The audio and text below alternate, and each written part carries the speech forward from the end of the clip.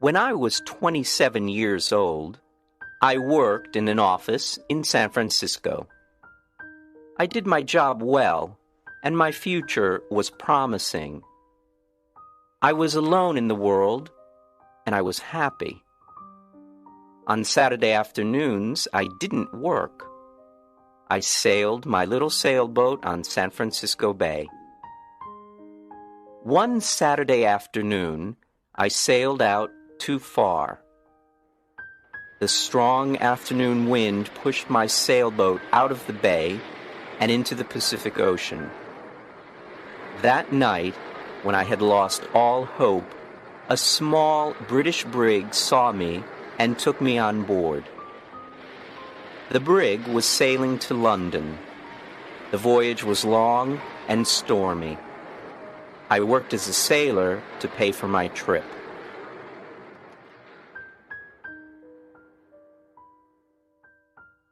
When I arrived in London, my clothes were old and dirty. I had only $1 in my pocket. With this dollar, I ate and slept for the first 24 hours. During the next 24 hours, I didn't eat and I didn't sleep. At about 10 o'clock the following morning, I went to Portland Place. I saw a child walking past, holding a big pear. The child ate one small piece and then threw the pear onto the street. I stopped and looked at it. I was very hungry and I really wanted that pear. But every time I tried to get it, someone passed by and looked at me. I quickly turned in the other direction and waited for the person to pass by. I tried again and again to get that pear, but the same thing happened. I was desperate. I decided to get the pear and not to worry about the people who saw me. At that moment, a gentleman opened a window behind me and said, "Come in here, please." A well-dressed servant opened the door. He took me to a beautiful room. Here, two old gentlemen were sitting and discussing something important. Their breakfast was still on the table. I was very hungry, and I stared at their breakfast. I want to tell the reader that the two gentlemen had made a bet several days before. I knew nothing about the bet until later. Let me tell you what happened. The two old gentlemen were brothers. For several days they argued about a very strange subject. They decided to end their argument with a bet, as the English usually do. The following was the subject of the bet. The Bank of England issued 2 banknotes of £1 million each for a public transaction with a foreign country. England used 1 banknote, and the other remained in the bank. At this point, Brother A said to Brother B, "If an honest and intelligent stranger arrives in London without a friend and without money, except for the £1 million banknote, he will starve to death." Brother B answered, No, I don't agree. Brother A said, "If he goes to the bank or anywhere else to change this big note, the police will put him in prison. Everyone will think he stole it." They continued arguing for days until Brother B said, I'll bet £20,000 that the stranger will live for 30 days with the banknote and not go to prison. Brother A accepted the bet. He went to the bank and bought the £1 million banknote. After, he returned home and prepared a letter. Then the two brothers sat by the window and waited for the right man for the bet. They saw a lot of honest faces go by, but they were not intelligent enough. Several faces were intelligent, but they were not honest. A lot of faces were honest and intelligent, but they were not poor enough. Other faces were honest, intelligent, and poor, but they were not strangers. When they saw me from the window, they thought I was the right man. They asked me questions, and soon they knew my story. Finally, they told me I was the right man for the bet. I asked them to explain the bet. One of the gentlemen gave me an envelope. I wanted to open it, but he said, "No, don't open it now. Wait until you are in your hotel room. Then read it very carefully." I was confused, and I wanted to discuss the subject with them, but they didn't. I felt hurt because I was the subject of a joke. When I left their house, I looked for the pair on the street. It was gone. I was quite angry with those two gentlemen. Far from their house, I opened the envelope. I saw that there was money inside. I didn't stop to read their letter. I ran to the nearest eating place. I ate and ate and ate. At last, I took out the envelope with the money to pay for my meal. I looked at the banknote and almost fainted. It was a banknote worth $5 million. I was speechless. I stared at the banknote. The two gentlemen had made a big mistake. They probably wanted to give me a 1-pound banknote. I saw the owner of the eating place staring at the banknote too. We were both surprised. I did not know what to do or say, so I simply gave him the note and said, "Give me the change, please." The owner apologized 1,000 times. "I'm very sorry, but I can't change this banknote, sir." "I don't have any other money. Please, change this note," the owner then said. "You can pay for this food whenever you want, sir. I understand that you are a very rich gentleman. You like playing jokes on people by dressing like a poor man. You can come here and eat all you want, whenever you want. You can pay me when you want."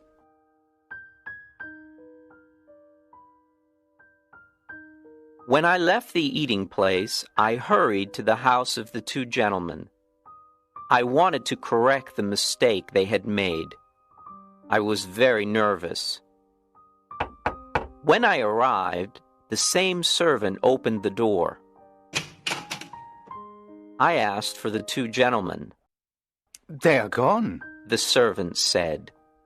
"Gone? Gone where?" "Oh, on a journey." "But where did they go?" "To the continent, I think." "The continent?" "Yes, sir." "When will they return?" "In a month." "A month? Oh, this is awful. How can I talk to them? It's extremely important." "I can't help you. I don't know where they are, sir." "Then I must see a member of the family." "All the family are away. They're in Egypt and India, I think." Before leaving, the two gentlemen made an enormous mistake. They will certainly return home tonight. Tell them that I came here to correct the mistake. I'll return tomorrow." "I'll tell them if I see them, but I won't see them. Sir, you must not worry, because everything is all right. They will be here on time, and they will see you then. Goodbye." I was confused. My head was in a fog. I did not understand what the servant told me. I remembered the letter. This is what it said. "You are an intelligent and honest man. You are also poor and a stranger. In this envelope, you will find some money. It is yours only for 30 days. At the end of 30 days, return to this house.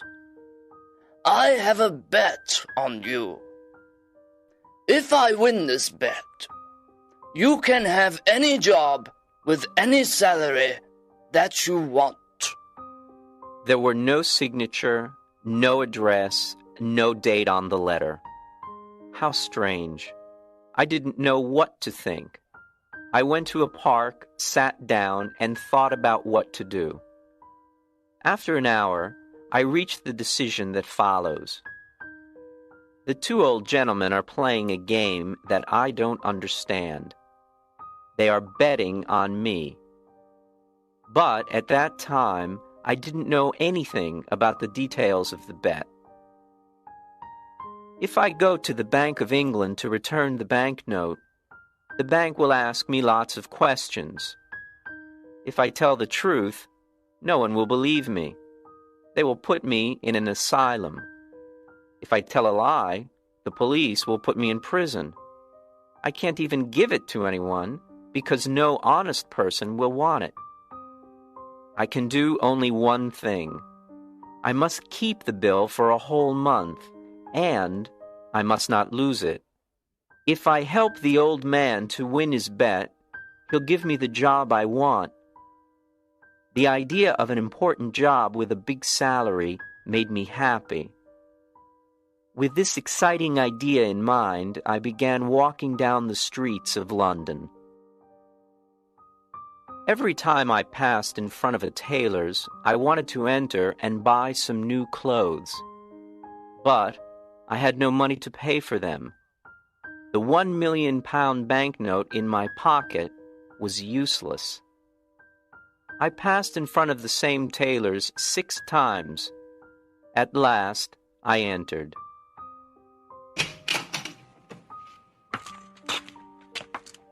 I quietly asked if they had an old, unattractive suit that no one wanted to buy.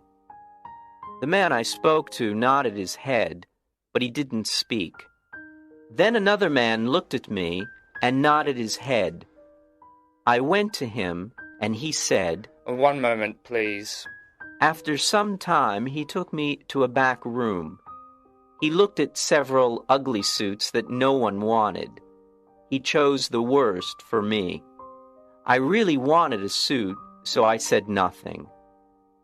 It was time to pay. "Can you wait a few days for the money? I haven't got any small change with me." The man said, "Oh, you haven't? Well, I thought gentlemen like you carried large change." "My friend," I replied, "you can't judge a stranger by the clothes he wears. I can pay for this suit, but can you change a large banknote?" "Oh, of course we can change a large banknote," he said coldly. I gave him the banknote. He received it with a smile, a big smile that covered his face. When he read the banknote, his smile disappeared.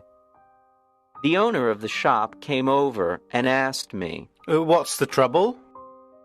"There isn't any trouble. I'm waiting for my change." Come, give him his change, Todd, quickly. Todd answered. "It's easy to say, but look at the banknote." The owner looked at the banknote. Then he looked at my package with the ugly suit. Todd! He shouted. You're stupid! How can you sell this unattractive suit to a millionaire?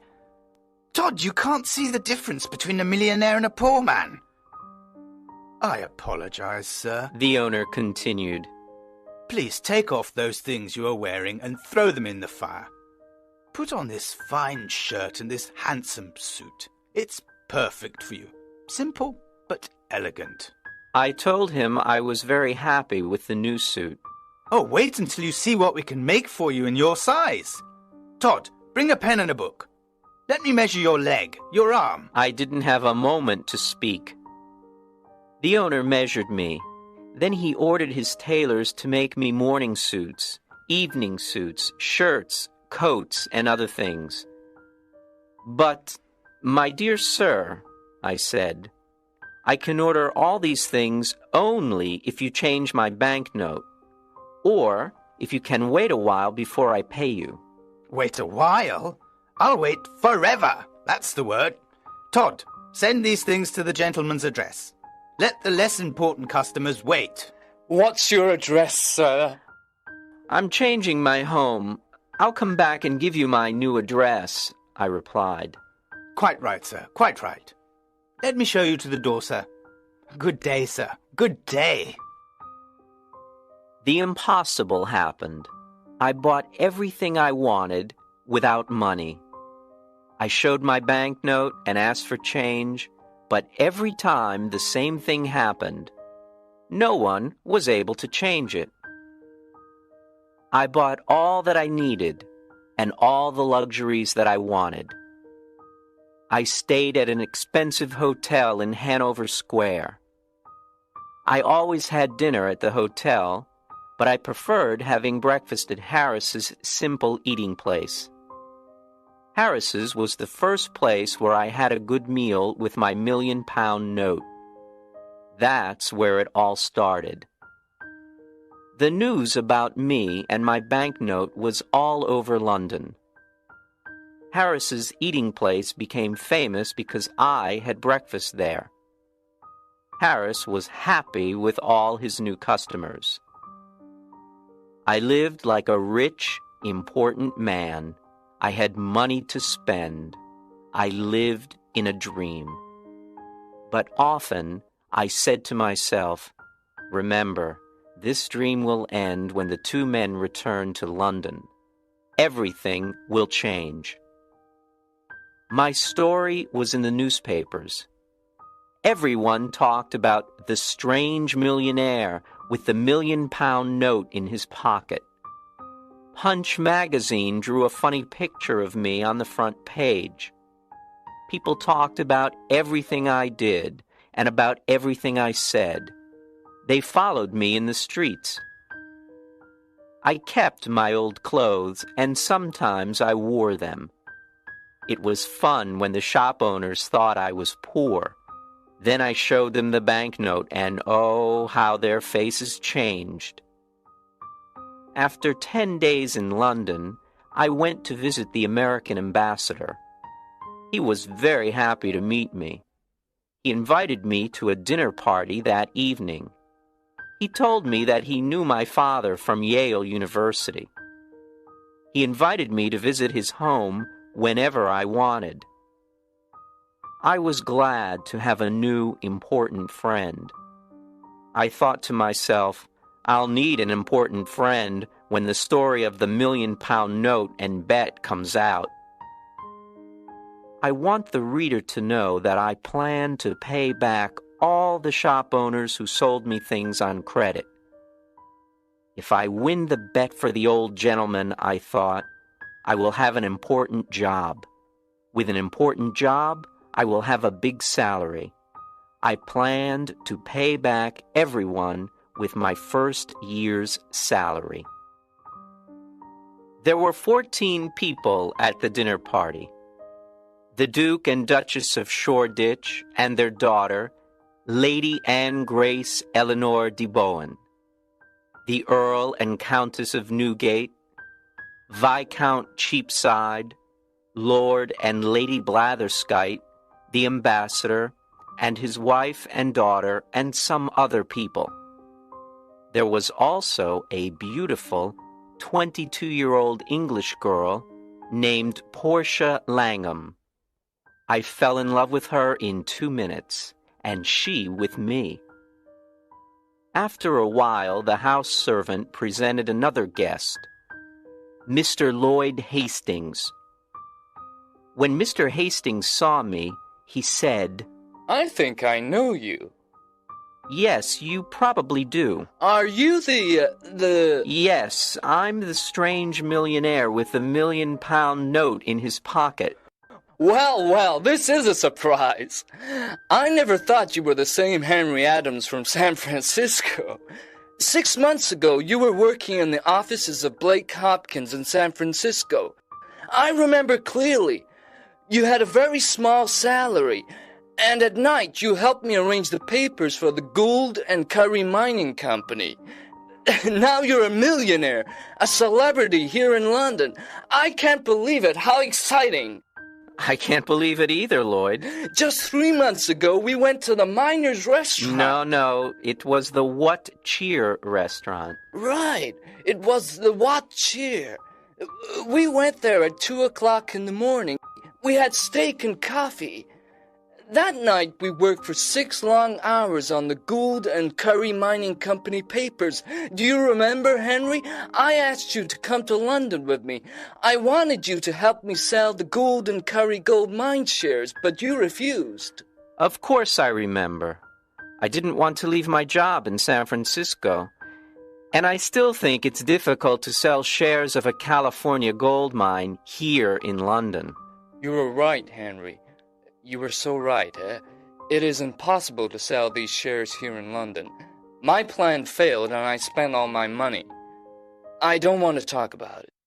But you must talk about it. When we leave the dinner party, you must tell me what happened. Oh, can I? I really need to talk to a friend. Lloyd said with water in his eyes. Yes, I want to hear the whole story, every word of it. Thank you, Henry. You are a true friend. At this point, it was time for dinner. Thanks to the English system of precedence, there was no dinner. The Duke of Shoreditch wanted to sit at the head of the table. The American ambassador also wanted to sit at the head of the table. It was impossible for them to decide, so we had no dinner. The English know about the system of precedence. They have dinner before going out to dinner. But strangers know nothing about it. They remain hungry all evening.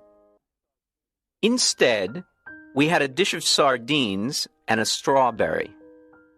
Now it was time for everyone to play a game called cribbage. The English never play a game for fun. They play to win or to lose something. Miss Langham and I played the game, but with little interest. I looked at her beautiful face and said, "Miss Langham, I love you." Mr. Adams, she said softly and smiled. I love you too. This was a wonderful evening. Miss Langham and I were very happy. We smiled, laughed, and talked. I was honest with her. I told her that I was poor and that I didn't have a cent in the world.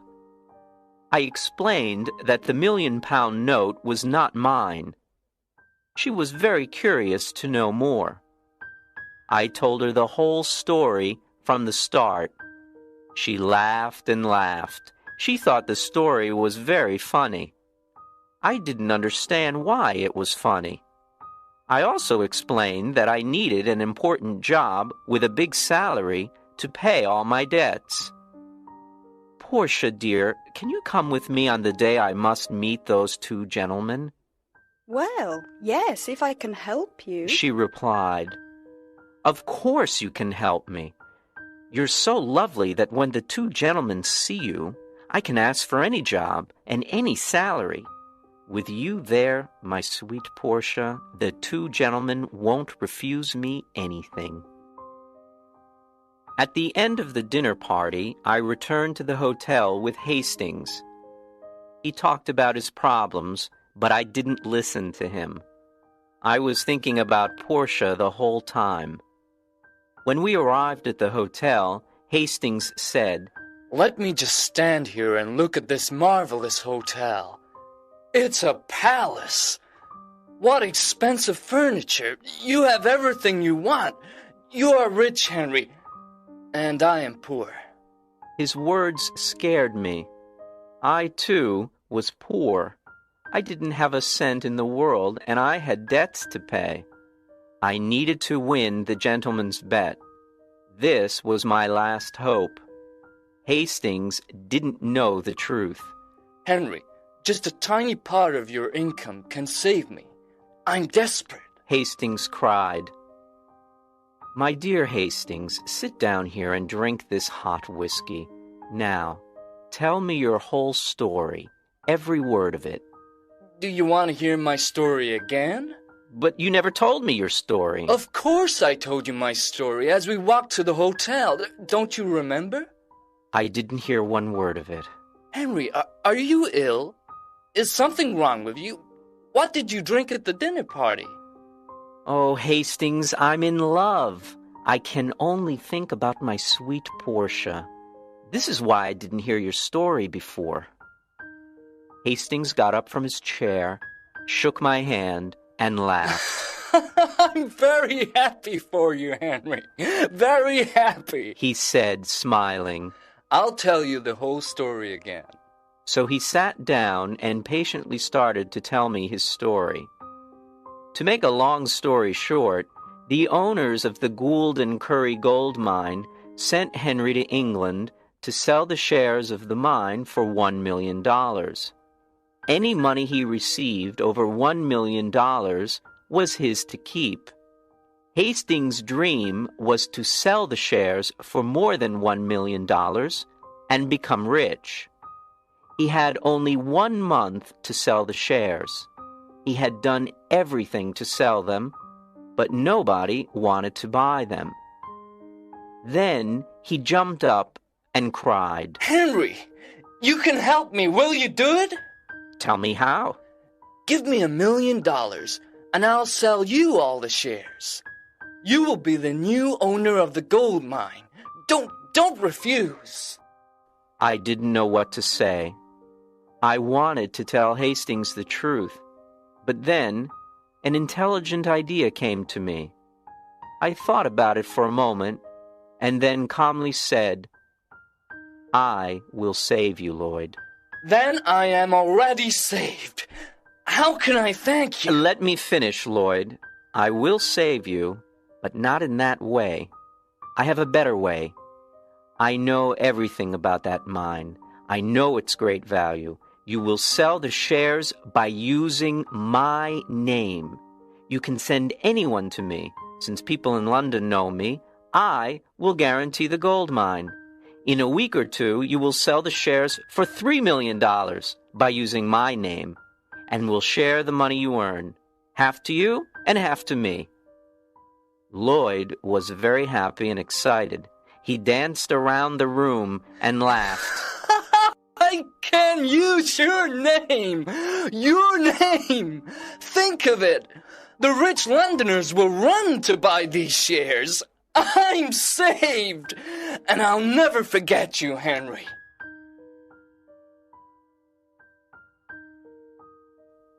The next day, all of London talked about the shares of the California gold mine. I stayed in my hotel and said to everyone who came to me, "Yes, I know Mr. Hastings. He's a very honest man, and I know the gold mine, because I lived in the California gold country. It is a mine of great value." People were now interested in buying the shares. I spent every evening with Portia at the American ambassador's house. I didn't tell her about the shares and the mine. It was a surprise. We talked about our love and our future together.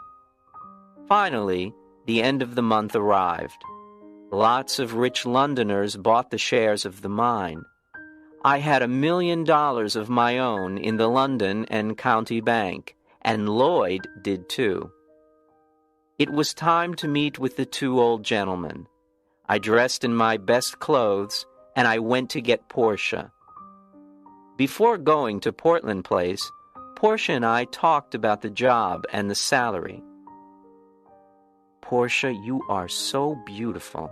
When the two gentlemen meet you, they'll give me any job and any salary I ask for." Henry, please remember that if we ask for too much, we will get nothing. Then what will happen to us? Don't be afraid, Portia. When we arrived, the same servant opened the door. There were the two old gentlemen having tea. They were surprised to see Portia. I introduced her to them. Then I said, "Gentlemen, I am ready to report to you," We are pleased to hear this, said one gentleman. Now we can decide the bet that my brother Abel and I made. If you won for me, you can have any job in my power. Do you have the £1 million note? Here it is, sir, and I gave it to him. I won! He shouted. Now what do you say, Abel? I say he survived, and I lost £20,000. I can't believe it. I have more to tell you, I said. But it's a long story. I'll tell you another time. For now, look at this. What? A certificate of deposit for £200,000? Is it yours? It's mine. I earned it by using the banknote you lent me for a month. This is astonishing. I can't believe it. Portia looked at me with surprise and said, Henry, is that really your money? You didn't tell me the truth. No, I didn't, but I know you'll forgive me. Don't be so sure. You told me a lie, Henry. Dearest Portia, it was only for fun. Come, let's go now. But wait! My gentleman said. I want to give you the job and the salary you choose. Thank you. Thank you with all my heart. But I don't want the job. Henry, you didn't thank the good gentleman in the right way. Can I do it for you? Portia said. Of course you can, my dear. Portia walked to my gentleman, sat on his lap, and kissed him on the mouth. Then the two old gentlemen shouted and laughed. I was amazed. What was happening? Papa, Said Portia. Henry doesn't want your job. I feel very hurt. Darling, is that your father? I asked. Yes, he's my stepfather, a dear man. Now do you understand why I laughed when you told me your story? My dearest sir, I said. I want to take back what I said. There is a job that I want. Tell me. I want the job of son-in-law. Well. But you were never a son-in-law before. Do you know how to do this job? Try me, please. Try me for 30 or 40 years, and if... All right. Take her. Were Portia and I happy? There aren't enough words in the dictionary to describe our happiness. When the Londoners heard the whole story of my adventures with the banknote, they talked of nothing else. Portia's father took the banknote back to the Bank of England and cashed it. Then he gave us the cancelled banknote as a wedding present. We put it in a picture frame and hung it on the wall in our new home. And so, I always say, yes, it's £1 million banknote, but it only bought one thing in its life, the most valuable thing in the world, Portia.